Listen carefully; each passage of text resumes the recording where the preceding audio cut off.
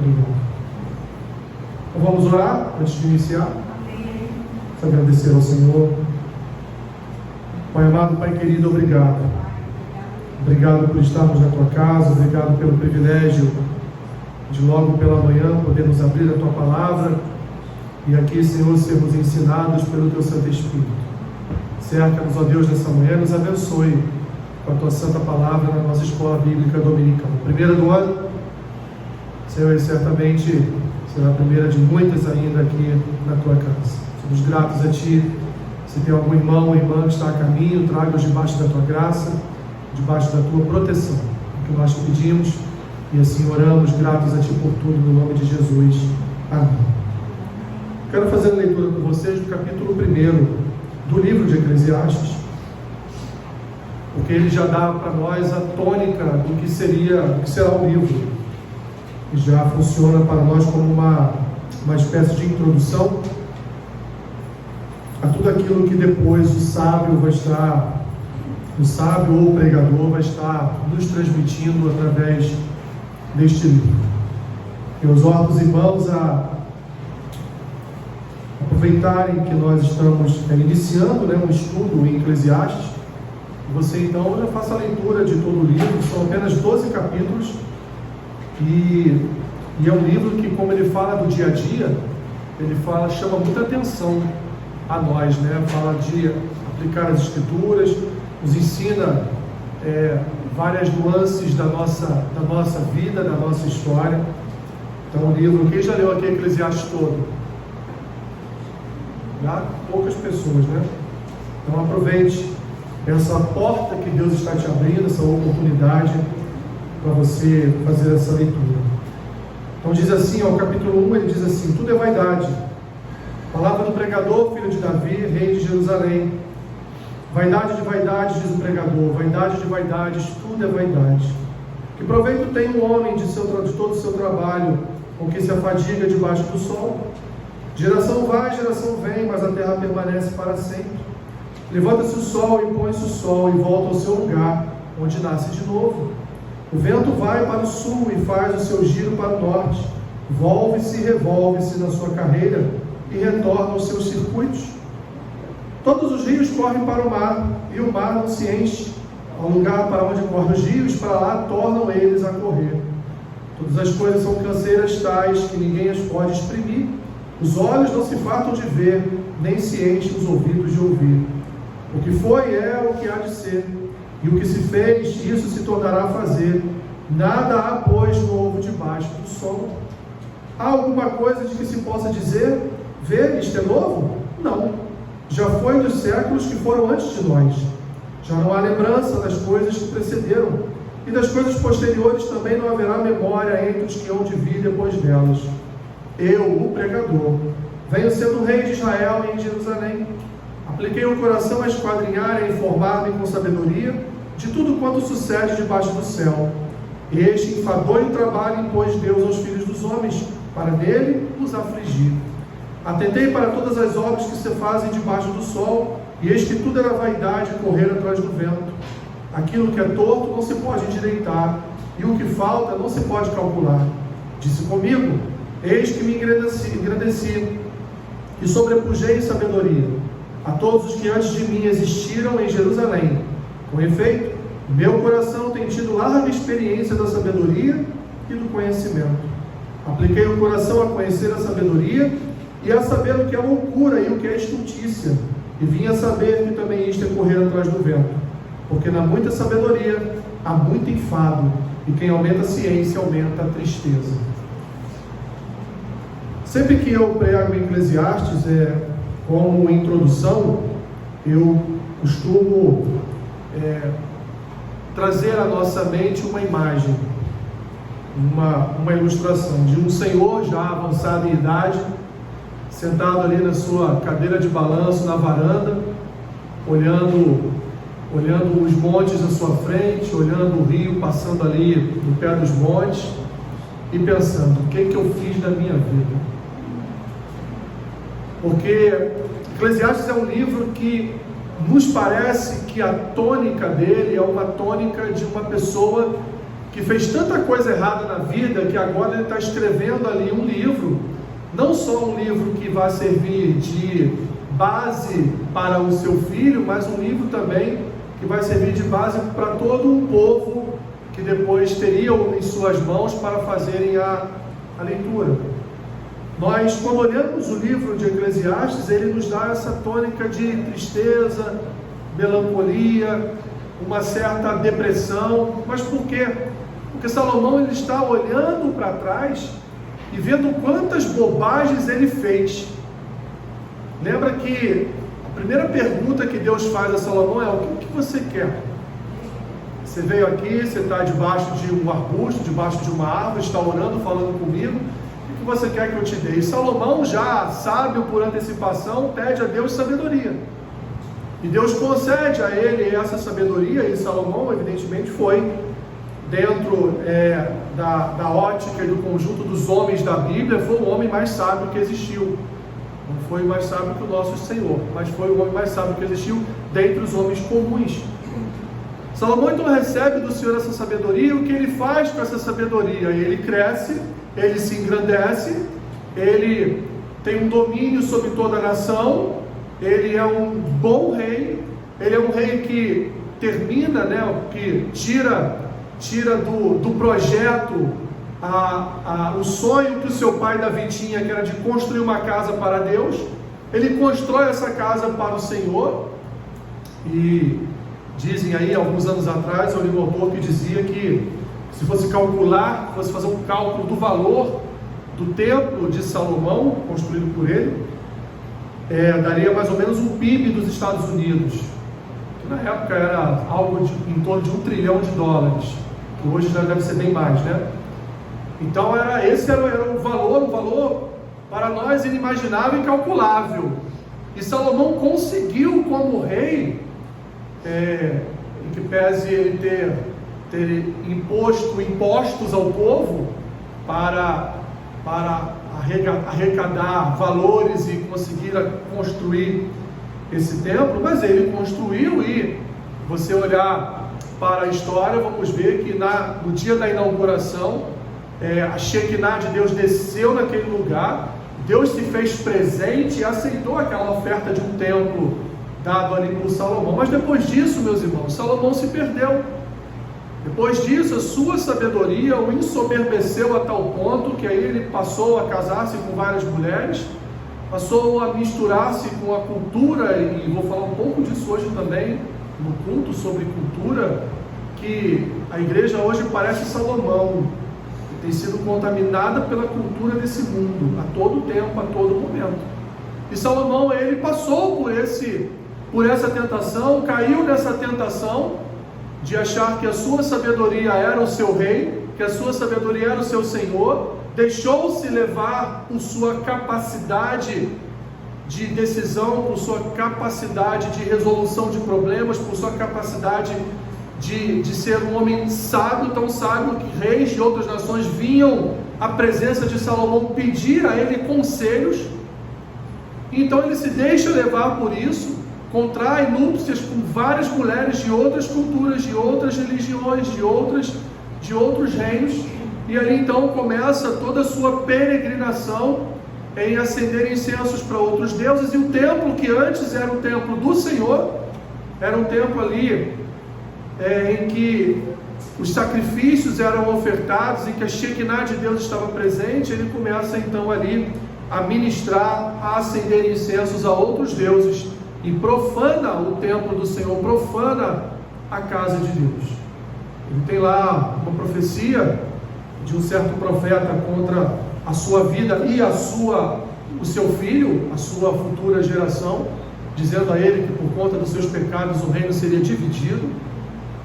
E aí, meus irmãos, nós conhecemos toda a história. Então, por causa dessa história, por causa desse peso da culpa que Salomão carrega no seu coração, de ter feito tantas e tantas coisas contra o Senhor, e Deus foi tão misericordioso que ainda assim Deus o abençoava, ainda assim Deus o sustentava, ainda assim Deus conduzia os passos de Salomão quando ele se colocava na presença do Senhor. Que ele agora então, já já em idade avançada, ele está olhando para trás e pensando: eu tenho que escrever isso em algum lugar, eu tenho que dizer o resultado dos meus pecados, o resultado da minha vaidade, o resultado desse sopro que sai de nós e nunca acaba, no sentido de que as coisas vão e voltam e permanecem sempre como elas estão. Então Salomão, ele inicia esse livro dizendo assim: meus irmãos, e vocês vão ver na aula seguinte, que não é minha, vai ser falado muito a respeito do capítulo 1, mas apenas por uma breve introdução. Ele vai dizer: meus irmãos, não importa o que você fizer nessa vida, o rio corre para o mar sempre. Não importa o que você faça nessa vida, o que aconteceu acontece, o que não aconteceu ainda acontecerá de novo, porque já aconteceu lá atrás. Ou seja, não há nada de novo debaixo do sol. Gerações vêm, gerações vão, e a terra continua fazendo com que o rio corra para o mar. Nada muda. Não adianta você se engrandecer, se ensoberbecer. Você pode ter N diplomas universitários, você pode ter uma capacidade magnífica de gerar recursos, gerar renda, ganhar dinheiro, ser uma pessoa hoje aí famosa no YouTube, no Instagram. Você pode ser quem você for, mas um dia o sopro de vida acaba. Um dia você será enterrado debaixo de 7 palmos de terra. Um dia o terno de madeira vai fazer parte da sua vida e o seu corpo vai ser comido por bicho. Então tudo que você fez vão esquecer. E de fato, né? Se eu fizer aqui uma breve retrospectiva de 2024 e perguntar a vocês 5 personalidades que vocês lembram que morreram em 2024. Olha, se vocês lembrarem de 2, eu te dou R$100. Aí começaram a pensar, né? Sem celular, sem Google, sem pesquisa aí, hein? Por que, meus irmãos? Porque de fato a gente esquece.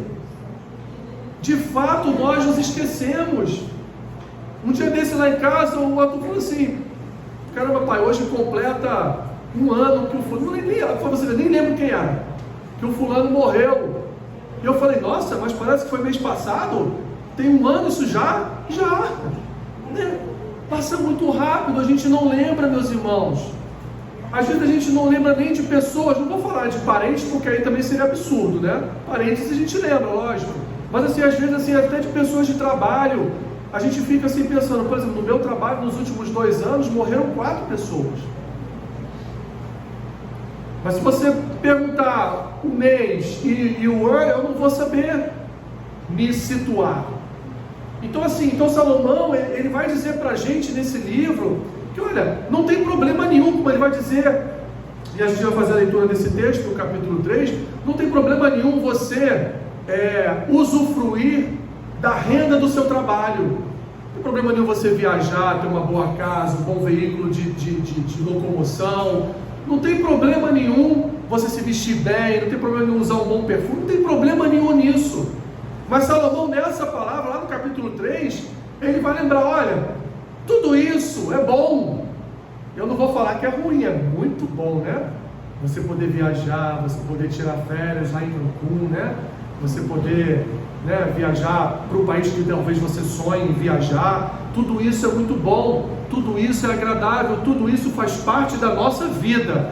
Mas nós não podemos nos esquecer que tudo isso acaba. Tudo isso passa. Isso não é eterno. O que é eterno é o nosso relacionamento com o Senhor. Então Salomão, em todo o livro, Salomão, ele faz uma espécie de meia-culpa. Olha, eu errei muito, né? Ele vai dizer aqui no final, né? Com muita sabedoria há muito enfado, no muito conhecimento há muito que aumenta a tristeza. Porque quanto mais a gente conhece, mais a gente descobre que a gente não conhece nada. E a gente anda nesse ciclo de conhecer, e no final a gente pensa o que? Falta mais, né? É um coração que nunca está preenchido, é uma alma que nunca está contente com o que tem, sempre quer avançar, sempre quer mais, mas a gente vai ter mais, e Salomão vai continuar dizendo: vocês vão ter mais, e cada vez menos. Então, meus irmãos, aqui, trazendo a memória novamente aqui, trazendo à mente, melhor dizendo, aquela imagem do Senhor sentado na sua cadeira de balanço, olhando a montanha, olhando o rio e repensando a vida, é mais ou menos isso que Salomão fez aqui no livro de Eclesiastes. E olha o que ele diz no capítulo 3. Capítulo 3, a partir do versículo 11.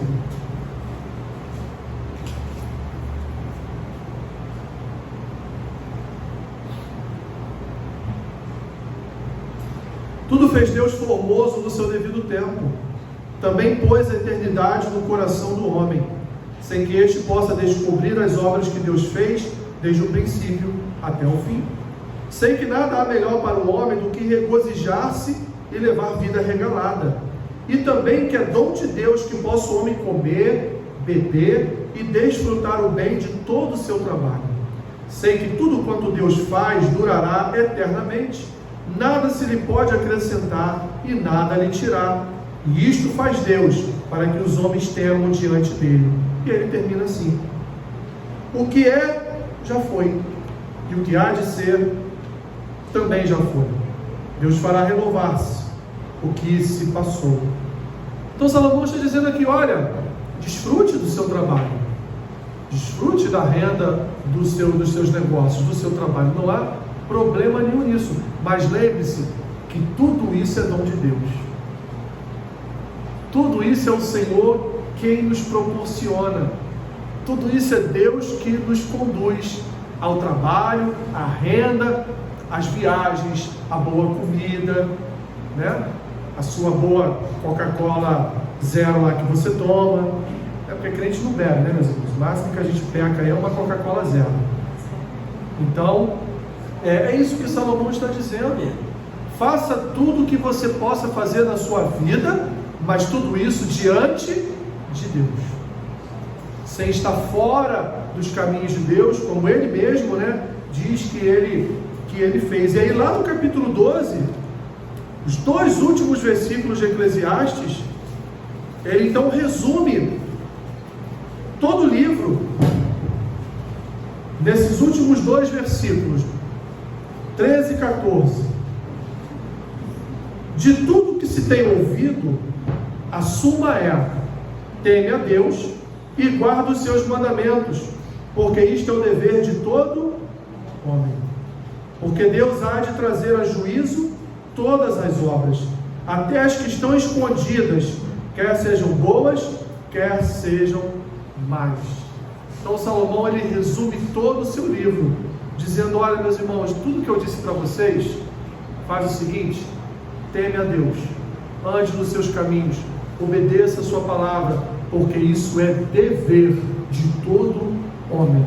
Porque um dia Deus estará julgando as boas e as más obras, até aquelas que estão em oculto, sejam boas ou más, Deus estará julgando. Então teme a Deus, tenha um coração temente ao Senhor. Salomão estava dizendo para nós: olha, eu temi ao Senhor até certa parte, depois eu parei de temer ao Senhor, depois eu me envolvi em muitos problemas, depois eu me envolvi em muitas questões e acabei me esquecendo do meu Senhor, me esquecendo do meu Deus. Voltando aqui para o livreto, meus irmãos, então o tema de Eclesiastes é a vida à luz da eternidade e em atenção a ela. O propósito do livro é o quê? Proporcionar aos crentes uma cosmovisão bíblica ou teologia de vida, marcada pelo temor ao Senhor e pela obediência a Deus, e destinada a dar contentamento durante a vida e a esperança segura para depois da vida.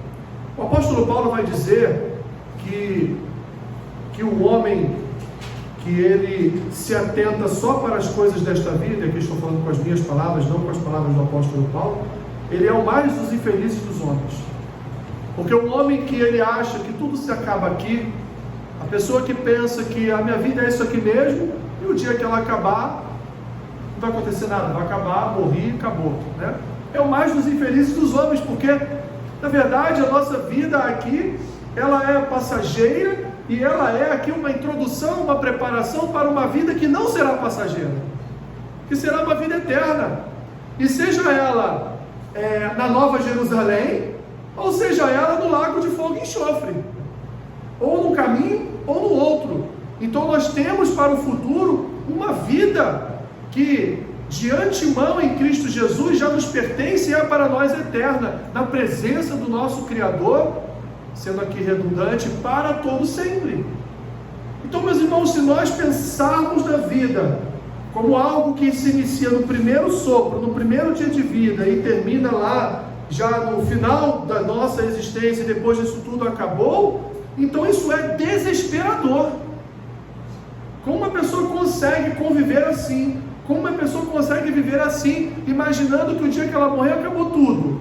Isso é desesperador. Então essa pessoa, o que ela faz de tudo que ela tem que fazer na vida dela, porque na cabeça dela, no seu coração, um dia tudo isso vai acabar, ela vai virar adubo para a planta. É o que ela pensa.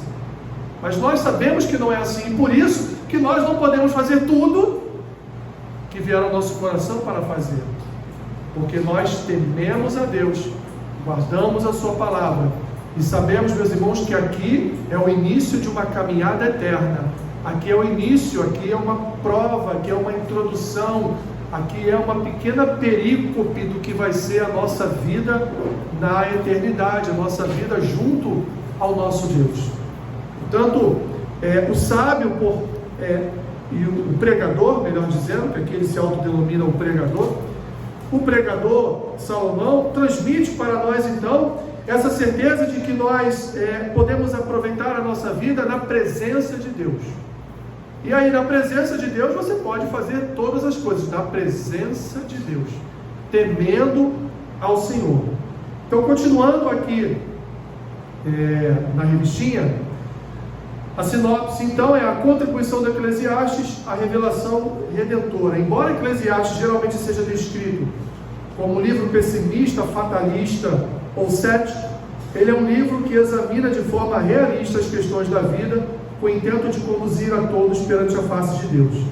Para esse fim, o livro é evangelístico e conduz o ser humano à total dependência de Deus, que é o poderoso Criador, governante soberano, juiz infalível e realidade suprema. O entendimento correto de Deus torna possível o uso correto da vida. Enquanto o pregador dirige santos e pecadores ao Senhor, Eclesiastes é, primariamente, uma filosofia de vida divinamente inspirada e revelada para os crentes. Então, Eclesiastes é um livro que nos ensina a viver a vida na presença de Deus. Nos ensina o que é ter um comportamento adequado às Escrituras. Nos ensina o que é nos comportar diante do Senhor em temor e em tremor. Então, o pregador, ele está aqui nos ensinando a fazer tudo aquilo que ele, na soberba do seu coração, na vaidade da sua alma, não fez. Então, assim, tudo que ele não fez, ele está dizendo para nós: faça, porque se você assim fizer, será muito melhor para a sua vida. Evidente que ele vai, em alguns momentos, como no capítulo 2, por exemplo, ele vai falar um pouquinho da vida dele, que ele sobrepujou a todos em sabedoria, ele teve as melhores coisas da vida, ele teve as melhores mulheres da vida. Ele vai dizer, ele vai falar sobre tudo isso, um breve trecho do livro.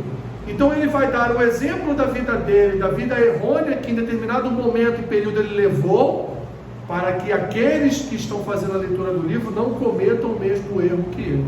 Então aqui Eclesiastes é um dos livros da Bíblia que mais falam da prática da vida cristã, que mais nos ensinam como andar nesta vida, como andar nesta sociedade, mas não por nós mesmos, mas andarmos sempre fazendo as coisas na presença de Deus, temendo ao Senhor, como ele vai falar nos 2 últimos versículos do livro, temendo ao Senhor, andando na sua presença, em santidade, obedecendo a sua palavra e não se desviando para fazer aquilo que atrai o nosso coração, é aquilo que nós queremos para as nossas vidas. Continuando aqui então a leitura, uma cosmovisão. Eu não posso ir muito além, meus irmãos, se eu for além eu vou estar entrando nas próximas aulas, entendeu? Então aqui é só uma introdução do que vocês verão. Uma cosmovisão bíblica requer reconhecimento e submissão a quem o Senhor é. O modo como enxergamos Deus determinará como enxergamos a vida. E o modo como enxergamos a vida reflete o modo como enxergamos o Senhor. A premissa inconfundível do livro é a brevidade da vida e seu caráter passageiro. Já que a vida é um sopro, entre aspas aí, vaidade, as coisas desta vida terrena, temporária, entre aspas, debaixo do sol, nunca podem trazer satisfação total. Tentar encontrar contentamento naquilo que é temporário é como correr atrás do vento. Meus irmãos, isso é perigosíssimo, porque a falta de contentamento em nosso coração pode nos levar a pecados, pode nos levar a vícios, vícios que momentaneamente vão parecer que estão ocupando aquele vazio do nosso coração, que momentaneamente vão parecer estar ocupando aquela fonte de descontentamento no nosso coração, mas depois de algum tempo o descontentamento só aumenta, só se multiplica, o coração fica mais vazio ainda, e assim então entramos num ciclo vicioso de tentar de alguma forma preencher aquele vazio no coração, de tentar de alguma forma preencher aquela tristeza, aquela depressão que tem atingido a nossa alma.